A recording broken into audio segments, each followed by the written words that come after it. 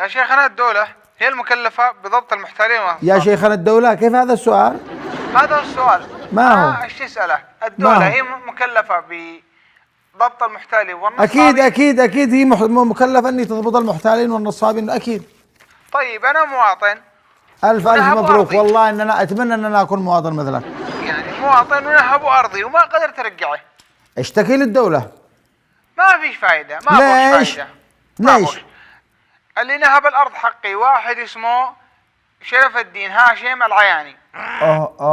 هذا موضوع فيه نظر. معنا اتصال. الو. معك الفندم شرف الدين هاشم العياني. هذه نهبت هذه. اهلا يا فندم، حياك الله. نهبت ايش؟ احس ان جوابك كان ضعيف. ما والله ان عاد انا الان بنجهز كلام قوي على اساس